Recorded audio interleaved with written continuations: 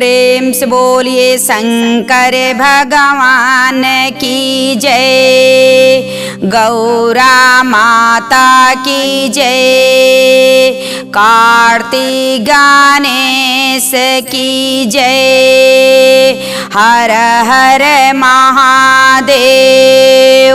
तो देखिए गुरु बहन, आप लोग के बीच बहुत सुंदर शिव चर्चा की कथा सुनाओ तनी। हमरी कथा की आप सब सुनी आ सुन के देखी कथा में का भाव बा, का ज्ञान बा, आ का रहस्य बा। तो आप सब हमरे कथा के गुरु बहिना सुनी। एगो नागिन वाली कैसे अनाथ बच्चा के माँ बन गई वाली, तो आप सब हमरे कथा के सुनम तब्बे जानम कि उ नागिन कैसे अनाथ लड़का के कैसे माई बनल वाली। तो आप सब हमरे कथा के सुनी।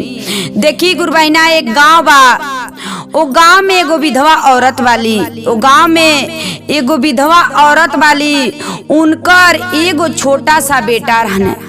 उनकर एगो बेटा रहने, बेचारी बहुत गरीब रहली। उ विधवा औरत जो रहली तो बेचारी बहुत गरीब रहली, बहुत दुख से अपन जीवन बितावत रहली, बहुत कष्ट से अपन जीवन बितावत रहली। दुखी में बहुत दुख से अपने बेटा के पोसत रहली। देखी गुरु बहिना, केहू के घरे जाके झाड़ू पोछा कई के मेहनत करत रहली, केहू के खेत में जाके मजूरी करत रहली, आ ओही से अपने बेटा के पोसत रहली। देखी बेटा के अपने मेहनत मजूरी क के गुरु बहिना आ पोसत रहली। अब देखी गुरु बहिना, एक दिन के बात ह कि जात रहली जंगल में जलावे खरतीन लकड़ी बीने। देखी एक दिन गईली जंगल में जलावे खरतीन लकड़ी बीने, आ लकड़ी जब बीने गईली तो साथ में उनकर बेटा भी गईने, साथ में उनकर बेटा भी गईने। अब का कैली गुरु बहिना, अपने बेटा के बैठा के आ कहली बैठा दे तनी, आ बैठा के आ तनी लकड़ी बीननी। देखी जैसे अपने बेटा के गुरु बहिना बैठा के लकड़ी बीने, जब लगली लकड़ी बीने तो लकड़ी उहारी बीने तली, तो बेटा जहाँ बैठल रहने वही जाया के आ उनके सांप डसी ले लेबा। देखी गुरु बहिना, वही जाके उनकर सांप डसी ले लेबा उनके। आ जब सांप लइका के डसी ले लेबा तो लइका वही जा देखी तड़प के मर गइल बाने।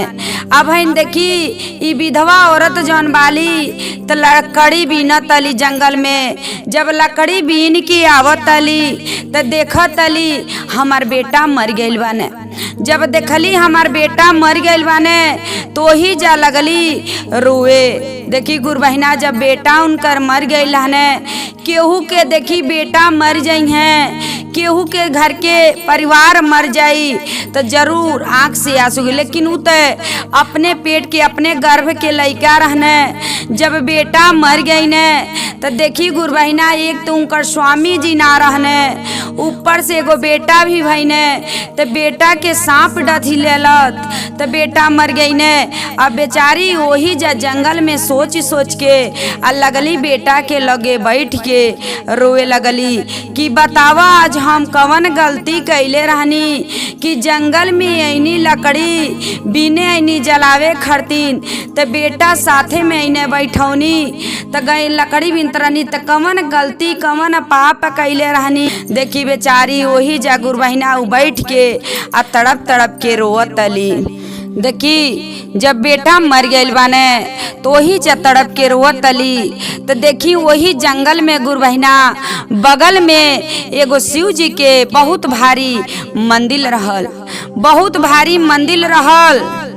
वही मंदिर में जाके अपने बेटा के लेके गईली आ शिवलिंग के सामने रख के देखी अब वही शिवलिंग के सामने अपने बेटा के धऽ के आ माई लगली रोए आ लगली चिल्लाए, कहतली हे शिव जी, देखी पति ते स्वामी ते आप पहले ही छीन ले रहनी, ई एगो बेटा रहने तो देखी आप इन्हीं के सहारा रहल है पे आस लगा के इनकरा के पोसत रहनी है, लेकिन इन्हों के रौरा छीन लेहनी। देखी देखी रउरा दरबार में आके देखी इनकरा का हो गईल का ना भइल बा। आप देखी शिव जी के लगे लगली माथा पटके कहली जैसे ई लइका के आप ले बानी नहीं तो ए लइका के ठीक कर दी ना तो साथे साथे ए लइका के हमहू के ले ली। लगली अब शंकर भगवान के लगे शिवलिंग पे लगली अपन माथा पीटे। जब शिवलिंग पे माथा पीटकत रहली तो रोवत रहली। तब तक देखी वही मंदिर के सामने से एगो साधु बाबा जात रहने। जब साधु बाबा जात रहने तो देखत तने कि ये मंदिर में एगो औरत के रोआई सुनाता। अब देखी गुरबाइना साधु बाबा वही जा रुक के आ लगने ध्यान देवे कि मंदिर में से कैसन रोआई आवता। जब वो रोआई के उ साधु बाबा महात्मा जी अपन लेहनी तो वो मंदिर के अंदर जब गईनी तो देखत तनी कि एगो औरत रोवतली, बहुत दर्द से रोवतली। तो जाके उ महात्मा जी साधु बाबा जाके पूछत तनी कि ये बेटी तू काहे रोवतलू, तू बतावत तो के का भइल बा, कवन दुख बाटे ये सुनसान जंगल में आके रोवतलू।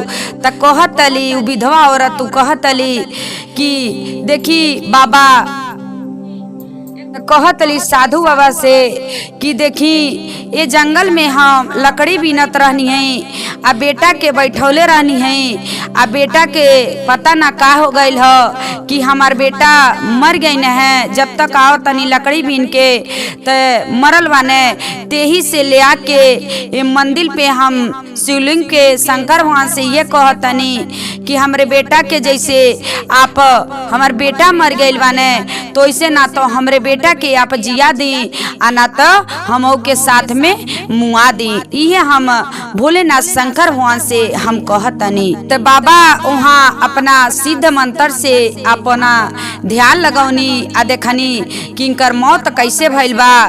तो बाबा देख लेनी कि इनकर मौत कैसे भइल बा। कहिए बाबा जब देख लेनी तो देखनी तो समझ में आ गईल कि वो लइका के एगो सांप काट लेले बा। बाबा कहनी कि ये बेटी देखो तोहरे लइका के एगो सांप कटले बा, सांप काट लेले बा। अब तोहार लइका जिंदा ना होई, तू संतोष करके अपना घरे लौट जा। कहली कि ना बाबा जिंदा ना होई, लेकिन बाबा अपन प्राण यही जा त्याग देम अपना बेटा के संगे संगे। अब हम घरे जाके का करब, केकरा खरतीन हम घरे जाई। कहली बाबा हम अब घरे ना जाई। अब वही जा रो के बाबा के सामने शिवलिंग के सामने रोवे लगली, रो के विलाप करे लगली।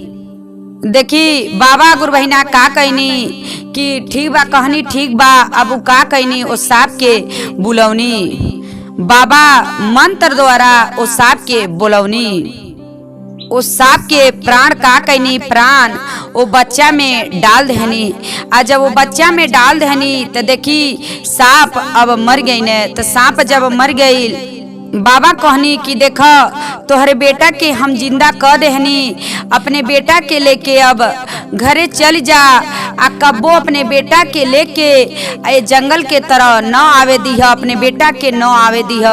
देखी उ बाबा अब उनसे यही बात कहने प्राण डाल के कि प्राण तो डाल देनी, अपने बेटा के लेके चल जा लेकिन जंगल के तरह ना आवे दीह।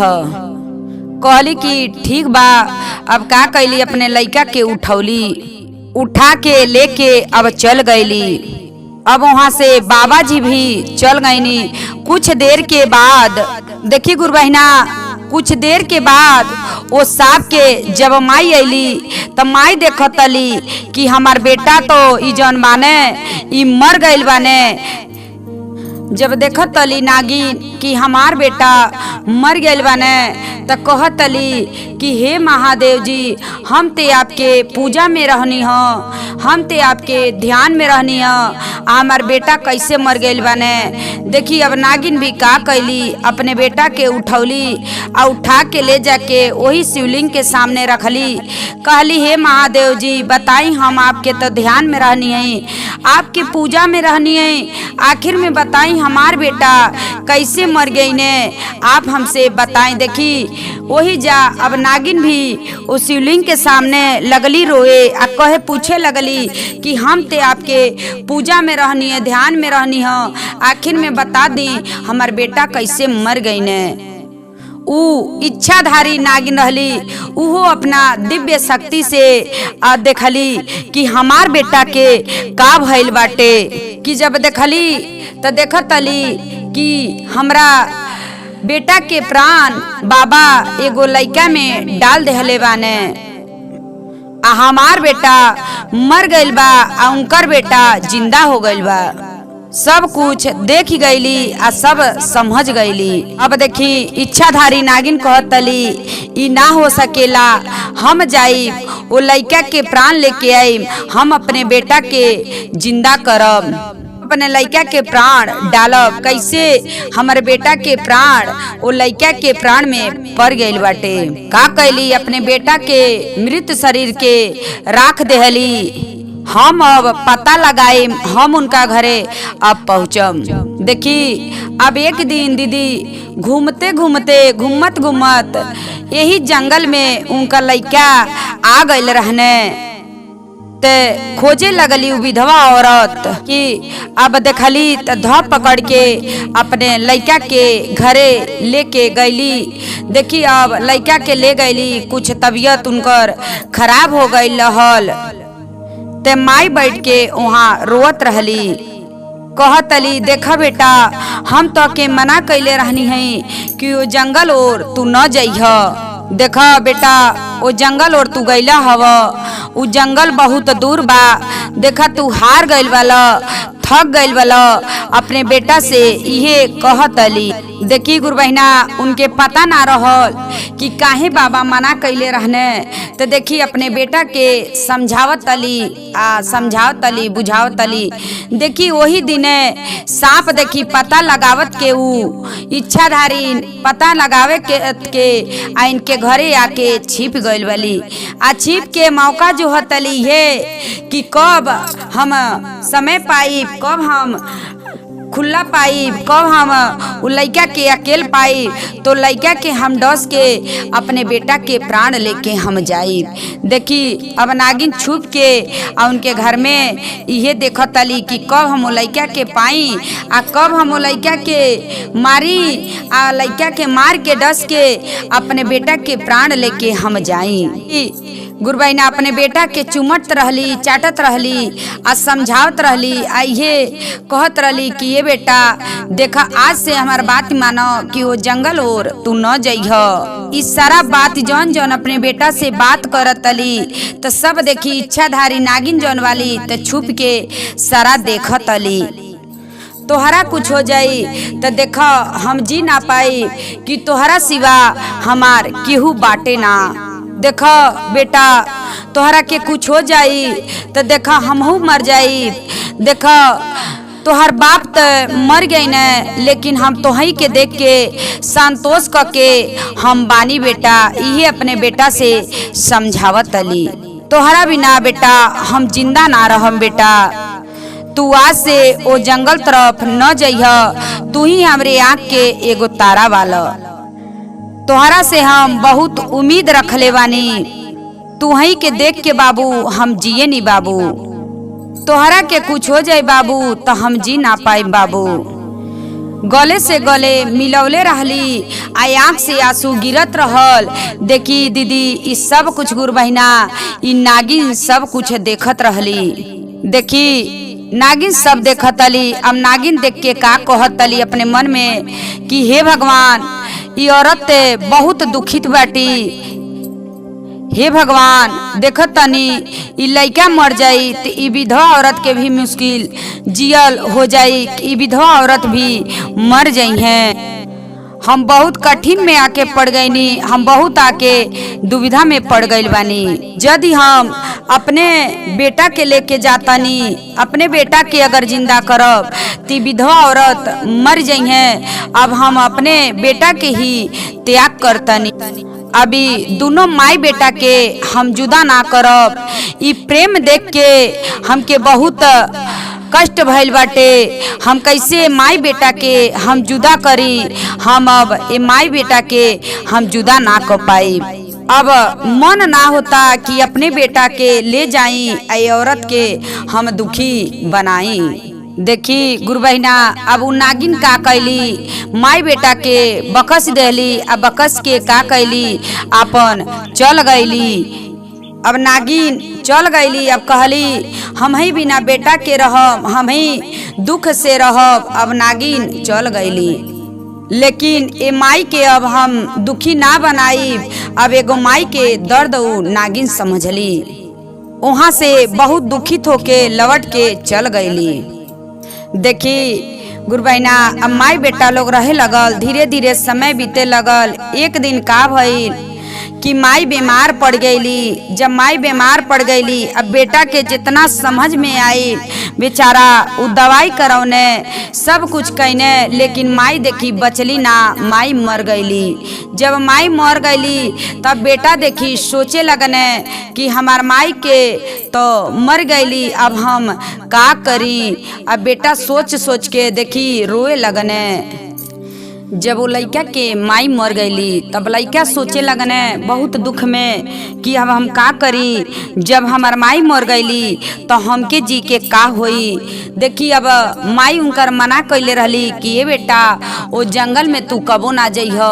देखी अब वो लड़का के जब माई मना कैले रहली, जब माई मर गईली तो लड़का का कहने, जौने जंगल में उनकर माई मना कैले रहली वही जंगल में पहुँच गईने। आ जौन वही जंगल में शंकर भगवान के मंदिर रहल, वही मंदिर में जाके आ रोवतने कहतने कि हे भोलेनाथ, हे शंकर भगवान, हमार माई मना कैले रहली ये जंगल में आवे खातिर, अब ते हम आ गइल मानी, अब आ गल में नी जंगल में। हमार जब माई मर गईल वाली मना कैले रहली तो हमऊ के अब आप मार दी। देखी इतना बात हो शंकर भगवान से कहतने उ लइका।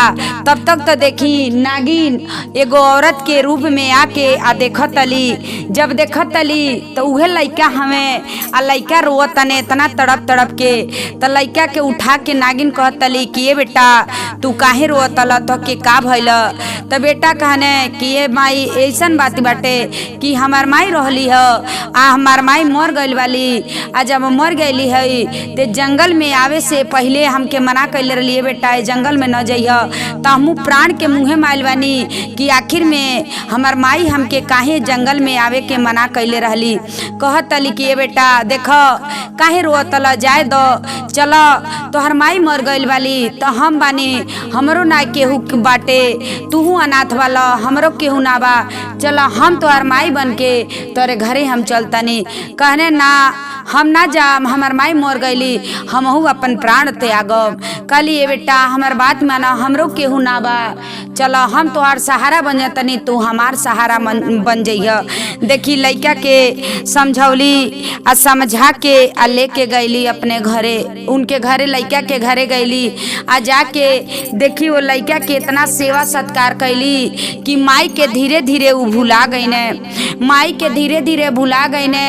वो घर में इतना धन दौलत सब कुछ कह देहली। आ जब सब कुछ हो गईल त का कैली, अब वो लइका के शादी कैली। वो लइका के जब शादी हो गईल तब वो कहतली कि अब तो हम इनकर शादी कर देहनी, अब शादी कर देहले बानी, अब इनकर तो देखभाल के लोग आ गईल, हमहू के नागलोक में अब जाल जरूर, हमरो दूसर हवे, इतनी कितना दिन ले इनके लगे रहब, हम अपना नागलोक जाए। कहली कि कैसे बताई लइका से, इनसे कैसे हम बताई। कहली कि बेटा चल जौने जंगल से आयल हनी, जौने जंगल में हमके तू पौले रहला, चला वही जा हमके लिया के चल। देखी लिया के लइका गईने आ नईहो गईली, नागिन गईली। आ जाके आ देखी सब नागिन एगो औरत के भेष तो धैले रहली, सब बतावे लगली कि देख तोहके एगो सांप डसले रहल, तो सांप जब डसले रहल तो तू मर गई हल। तो देखा हमार बेटा रहने तू नहीं के प्राण निकाल के एगो साधु बाबा तोहरे प्राण में डाल देने, तू जिंदा हो गई। तो देखा तोहरे बिना तोहर माई ना रह पौली रहती, हम गई रहनी तोहके डसे अपने बेटा के प्राण आने, लेकिन हम ना ले आनी। तोहलन के बात चीती सुन के हमके कष्ट भइल, तो हम दुख में जियत रहनी, लेकिन हम कहनी तोहलन के माई बेटा के हम ना जिए दे। देखी सब बात नागिन बेटा से बतौली, कहली देखा बेटा अब हमके तू जाए दो, अब हमके तू जाए दो, तो के हम धन दौलत सब कुछ हम दे देले बानी, तोहार बियाह शादी क देहनी, तुहार जौन होला तन क देहनी। देखा बेटा जाए दो। कहली बेटा कहतने ना ऐसा न तू कह, तू न जा। कहली कि ना बेटा तू बात मानो, हमके तू जाए दो, तू यही जंगल में कबो भी तू अइह तो के कुछ होई तो कबो भी यही जंगल में तू बोलैया, हम यही जंगल में आके हम तो से भेंट करब। देखी अब बेटा बेचारा सोचे लगने कैसे इनके हम त्यागी, कैसे इनके विदा करी। लेकिन देखी नागिन के विदा तो कहने, लेकिन बहुत दिल पे पाथर रखने, बहुत रोने। देखी नागिन के भी बहुत कष्ट भइल। अब जा तली नागिन तो अपने नागलोक में जब गईली, तो देखी जब अपने नागलोक में गईली तो देखी गुरु बहिना कितना बढ़िया नागिन रहली। देखी कि एगो नागिन होके एगो अनाथ लइका के कितना सेवा सत्कार कैली, ओ लइका के बियाह शादी कैली, धन दौलत सब कुछ दे के देखी अपन फर्ज निभाई के सब कुछ आ देखी सब कुछ कह के अपने नाग लोक उगैल वाली। कितना बढ़िया उ नागिन वाली कि सब लइका के जौन भी कष्ट रहल सब कष्ट हटा देहली, उनकर माई के ध्यान भुलवा देहली। लेकिन नागिन अपने बेटा के कैसे त्यागली कि हम एगो जानी के प्राण लेके जाए अपने बेटा के जीवित करब, तब माई बेटा दोनों लोग जानी मर जाइए लो। तो देखी कैसे वो लइका के त्याग, अपने बेटा के त्याग के वो लइका के इंसान के लइका के कैसे अपन बेटा बना के आ कैसे उनकर पूरा सेवा सत्कार कैली, सब देखभाल कैली, वो लइका के विवाह शादी कैली। तो देखी गुरु बहिना यही पे कथा समाप्त बाटे।